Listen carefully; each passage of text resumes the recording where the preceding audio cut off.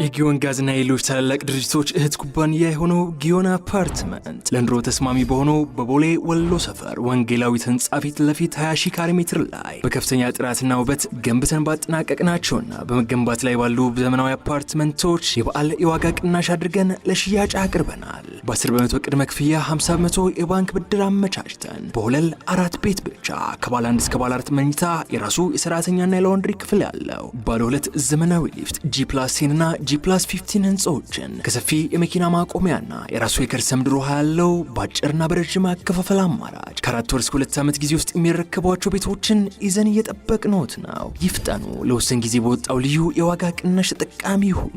ጤና ይስጥልን አድማጮች፣ ይህ አዋዜ ልዩ ላልሰማችሁ ነው። ከመረጃዎቹ ጋር አብርሃም መኳንንት ነኝ። አወዛጋቢው አርቲስት ሰለሞን ተካልኝ አንቺም 00 ለረጅም ዓመታት በስደት ይኖርበት ከነበረው አሜሪካን ሀገር ሕይወቱ ማለፉ ተሰምቷል። አርቲስቱ ፖለቲካ በቃኝ እስካለበትና በኤርትራ በረሃም ስላሳለፈው ጊዜ ከ17 ዓመታት በፊት ለቁም ነገር መጽሔት ያለውን እናስደምጣችኋለን። የውጭ ምንዛሬ ቢሮዎች ብሔራዊ ባንክ በየ2 ሳምንቱ በሚያወጣው የዶላር ጨረታ ላይ ለመሳተፍ ጥያቄ ማቅረባቸው ታውቋል። ኢትዮጵያና ኬንያ ከ2 ዓመት ድርድር በኋላ የሁለትዮሽ የንግድ ልውውጥን ለማቀላጠፍ የሚያስችል ስምምነት ስለመፈራረማቸውም ተነግሯል። በህንድ በአንድ ዓመት ጊዜ ውስጥ ከ170 ሺህ በላይ ሰዎች በትራፊክ አደጋም ሕይወታቸውን እንዳጡ ተዘግቧል። ሁሉንም ጉዳዮች በዝርዝር እናስደምጣቸዋለን። አብራችሁን ቆዩ። አወዛጋቢው አርቲስት ሰለሞን ተካልኝ አንቺም 00 ይኖርበት በነበረው አሜሪካን ሀገር ሕይወቱ ማለፉ ነው የተሰማው። አርቲስት ሰለሞን ተካልኝ ከድምፃዊነቱ ባሻገር በፖለቲከኛነቱ በብዙዎች ዘንድ ይታወቃል። አንቺም 00ን ዘፍኖ ከሀገር ተሰዷል። ወደ ኤርትራም ተሻግሮ ከፕሬዝዳንት ኢሳያስ አፈወርቂ ጋር በኢትዮጵያ የመንግስት ለውጥ እንዲደረግ ፕሬዝዳንቱ ድጋፍ እንዲያደርጉ ለመጠየቅና በዚያ ካሉ ታጋዮች ጋርም እቅድ ለመንደፍ በአስመራ በረሃም ከ1 ወር በላይ ቆይቷል። በጊዜ ሂደት ነገሮች ተለውጠውም ሚሊኒየሙ ሊከበር ጥቂት ጊዜያት ሲቀሩት ይቃወመው ከነበረው መንግስት ጋር እርቅ አውርዶ በ1989 ዓ.ም በኬንያ በኩል አድርጎ ከተሰደደ በኋላ በ1999 ዓ.ም ወደ አዲስ አበባ ተመልሷል። በዚህ ወቅትም ከቁም ነገር መጽሔት ጋር ቆይታ አድርጎ ነበር። አርቲስት ሰለሞን ተካልኝ የመጀመሪያ ካሴቱን በ1978 ዓ.ም ከሰራ በኋላ ፋጡማ የተሰኘ ስራውንም ለአድማጭ ማድረሱን በቃለ ምልልሱ ላይ ገልጾ ነበር። በመቀጠልም ኢህአዴግ አዲስ አበባ ሊገባ ደርግ ሰዓት እላፊ ያወጀበት ጊዜ ላይ አራዳ የሚል ዘፈን ያለበት ካሴት አውጥቶ ወቅቱ ግርግር ስለነበር ብዙ እንዳልተደመጠና ኋላ ላይ ግን በየሚዲያው ስለቀረበ ውጤታማ መሆን መቻሉን በወቅቱ ገልጾ ነበር። አርቲስት ሰለሞን ከ00 በኋላ የሰሯቸው ዘፈኖች ለገበያ ሳይሆን ለፖለቲካዊ ድጋፍ የሚሰጡ እንደነበሩም በወቅቱ በሰጠው ኢንተርቪው ላይ ገልጾ ነበር። በእነዚህ ስራዎችም ተጠቃሚ የሆኑት በተቃዋሚ ጎራ የተሰለፉት እንጂ እኔ አልነበርኩም ነበር ያለው። አርቲስት ሰለሞን ተካልኝ በ1999 ዓ.ም ድንገት ከፖለቲካ ራሴን አግልያለሁ ማለቱ በወቅቱ እጅግ መነጋገሪያ ነበር።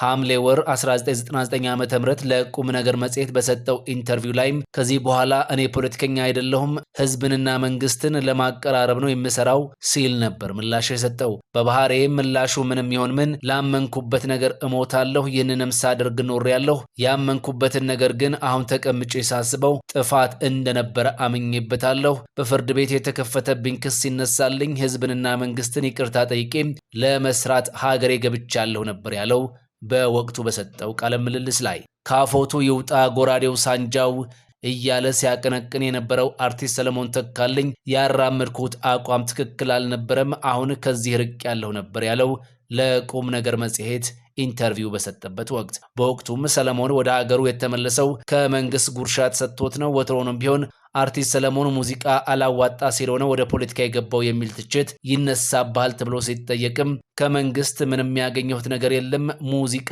አይችልም ለሚሉት ደግሞ እኔ ተስጦዬን አውቀዋለሁ ነበር ያለው። ይህ መንግስት ይኑር ሌላውም ይምጣ፣ በምንም አይነት ከእንግዲህ ወደ ፖለቲካ አልገባም ሲል ነበር በወቅቱ አቋሙን የገለጸው። ነገር ግን አርቲስቱ እስከ ህልፈቱ ድረስ ከፖለቲካው አራቀም። ውጡ ተዝናኑ ይቻለም እንደሆነች በማናውቀው ቅጽበት ምን እንደሚፈጠር አናውቅምና ነገን ትተን ዛሬን እንዝናና፣ ህይወታችንን እናድስ የሚል መልእክት በሶሻል ሚዲያው ላይ ካጋራ ከቀናት ልዩነት በኋላ የፋሲካ በዓልን ከቤተሰቡ ጋር ውሎ አመሻሽ ላይ ህይወቱ እንዳለፈ ነው የተሰማው። አርቲስት ሰለሞን ተካልኝ ከ1989 ዓ.ም ጀምሮ ለረጅም ዓመታት ኑሮውን በሀገረ አሜሪካም አድርጎ ነበር። የውጭ ምንዛሬ ቢሮዎች ብሔራዊ ባንክ በየሁለት ሳምንቱ በሚያወጣው የዶላር ጨረታ ላይ ለመሳተፍ ጥያቄ አቅርበዋል ተብሏል። ከብሔራዊ ባንክ ፍቃድ ተሰጥቷቸው በዚህ ዓመት ወደ ስራ የገቡት የውጭ ምንዛሬ ሱቆች በጨረታው ላይ ተሳታፊ መሆን እንደሚፈልጉ መግለጻቸው ሲሰማም ብሔራዊ ባንክ ጥያቄውን ውድቅ አድርጎታል። በአሁኑ ወቅት በኢትዮጵያ ከብሔራዊ ባንክ ፍቃድ ወስደው በስራ ላይ ያሉ የውጭ ምንዛሬ ቢሮዎች ወደ 12 ደርሰዋል። እነዚሁ ቢሮዎችም የብላክ ማርኬቱን በማዳከም የውጭ ምንዛሬ ህጋዊ ወደሆነ መንገድ እንዲገባም ያደርጋሉ ተብሎ ይታመናል። እንደ አብነትም በጥር ወር ላይ በህጋዊና በጥቁር ገበያው መካከል የነበረው የውጭ ምንዛሬ መግዣና መሸጫ ዋጋ ልዩነት እስከ 1 ብር ጠቦ እንደነበርም ተገልጿል። በዚህ ሰዓት ግን ልዩነቱ ወደ 5 ብር ከፍ እንዳለ ነው የተሰማው። በገበያው ውስጥ የራሳችን ሚና አለን። ከሀገር ውጭ ለሚጓዙ መንገደኞች የውጭ ምንዛሬ በማቅረብ ህዝብን እያገለገልን ነው። ነገር ግን የተወሰነ የውጭ ምንዛሬ እጥረት ስላለብን በብሔራዊ ባንክ ጨረታ ላይ እንድንሳተፍ ቢደረግ ስራችን እንዲነቃቃ ያደርገዋል ማለታቸውን ሪፖርተር ዘግቧል። የኢትዮጵያ ብሔራዊ ባንክ በበኩሉ የውጭ ምንዛሬ ድርጅቶች በምንዛሬ ጨረታ ላይ እንዲወዳደሩ የሚፈቅድ አሰራር እንደሌለ ተናግሯል።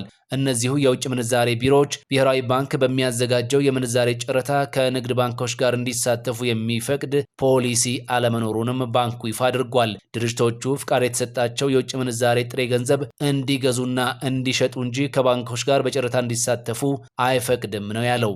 በራሳቸው በውጭ ምንዛሬ ቢሮዎች መካከል ያለው ውድድር ጤናማ የማይመስል እንደሆነም እየተነገረ ነው። በመካከላቸው ባለው ውድድር እስከ 10 ብር ድረስ ልዩነት ኖሮ እንደሚያውቅም ተሰምቷል። በእርግጥ ገበያው በውድድር ላይ የተመሰረተ በመሆኑ ማንኛውም ተቋም በፈለገውና ያዋጣኛል በሚለው ዋጋ መሸጥና መግዛት እንዲችል የሚፈቅድ ቢሆንም በመካከላችን ያለውን ውድድር ጤናማ እንዳይሆን ያደርገዋል ብለዋል። በሰሞንኛ ምንዛሬ ዋጋ አንድ የአሜሪካን ዶላር በአማካኝ ከ146 ብር እስከ 150 ብር በመግዛት ላይ እንደሆኑም ታውቋል። በ155 ብር ደግሞ ይሸጣሉ። በጥቁር ገበያ ደግሞ አንድ የአሜሪካን ዶላር ከ156 ብር በላይ እየተገዛ እንደሆነ ተነግሯል። የንግድ ባንኮች አንዱን የአሜሪካን ዶላር ከ124 ብር ጀምሮ እስከ 133 ብር ድረስ በመግዛት ላይ ሲገኙ የመሸጫ ዋጋቸው ደግሞ ከ126 ብር እስከ 135 ብር እንደሆነ ታውቋል። ኢትዮጵያና ኬንያ ከ2 ዓመት ድርድር በኋላ የሁለትዮሽ የንግድ ልውውጥን ለማቀላጠፍ የሚያስችል ስምምነት መፈራረማቸው ተሰምቷል። ኢትዮጵያ በሞያሌ ድንበር የንግድ ልውውጥን በ$1000 ጣሪያ ለማድረግም ተስማምታለች። ይኸው ስምምነት ሀገራቱን አህጉራዊ ነፃ የንግድ ቀጠና ማዕቀፍ የሁለትዮሽ የንግድ ልውውጥን ለማቀላጠፍ ይረዳቸዋልም ተብሏል። በዚህም መሰረት በሞያሌ ድንበር ላይ ለሚደረጉ የሸቀጦች ንግድ የመጀመሪያ ጣሪያም $1000 እንዲሆን ተወስኗል።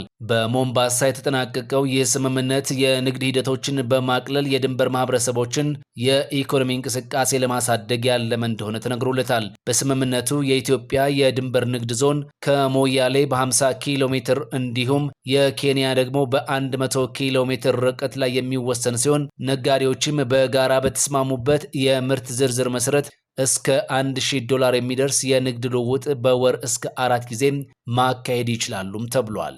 በመጨረሻም ህንድ በየ3 ደቂቃው አንድ ሰው በመኪና አደጋ ህይወቱን የሚያጣባት የዓለማችን ከፍተኛ የትራፊክ አደጋ የሚደርስባት ሀገር ነች ተባለ። በ2023 ብቻ በመንገድ ላይ በተሽከርካሪዎች አማካኝነት ባጋጠሙ አደጋዎች ከ172,000 በላይ ሰዎች ህይወታቸውን ማጣታቸውን አዲስ ጥናት ይፋ አድርጓል። ይህም ማለት በአማካኝ በየቀኑ 474 ሰዎች እንዲሁም በየ3 ደቂቃው ደግሞ አንድ ሰው ለሞት ተዳርጓል ማለት ነው። በህንድ በ2023 ብቻ ከ480,000 በላይ የትራፊክ አደጋ የተመዘገበ ሲሆን በዚህ ሳቢያም ከ170,000 በላይ ሰዎች ለሞት እንዲሁም 100 ሺዎች ደግሞ ለአካል ጉዳት ተዳርገዋል ተብሏል። ከሟቾቹ ውስጥም 10,000 ያህሉ ህፃናት ናቸው። ሪፖርቱ እንዳለው ከልክ በላይ መፍጠን ለአደጋው ዋነኛ መንስኤ ነው ያለ ሲሆን በብስክሌትና ሞተር ሳይክል ላይ በሚደርሱ አደጋዎች ሄልሜት ባለማድረግ 54,000 ሰዎች እንዲሁም 14,000 የሚሆኑት ደግሞ የመቀመጫ ቀበቶ ባለማሰር ለሞት ተዳርገዋል ሲል አመላክቷል። ሌላው መንስኤ ደግሞ ከልክ በላይ ሰዎችን መጫን እንደሆነም በሪፖርቱ ተመላክቷል። ይህ አዋዜ ልዩ ላልሰማችሁ ነው። ጤና ይስጥልን። ይህ ቁም ነገር ሚዲያ ነው። ትኩስ መረጃዎችን፣ የኪነ ጥበብ ዜናዎችንና ልዩ ልዩ ማህበራዊ ጉዳዮችን በየዕለቱ ለመከታተል የቁም ነገር ሚዲያ የዩቲዩብ ቻናልን ሰብስክራይብ ያድርጉ። ቪዲዮዎቻችንን ደግሞ ላይክ እና ሼር በማድረግ ቤተሰብ ይሁኑ። ቁም ነገር ሚዲያ ኦፊሻል ብለውም በቲክቶክ ፎሎ ያድርጉን። ከልብ እናመሰግናለን። ቁም ነገር ሚዲያ ለቁም ነገር እንሰራለን።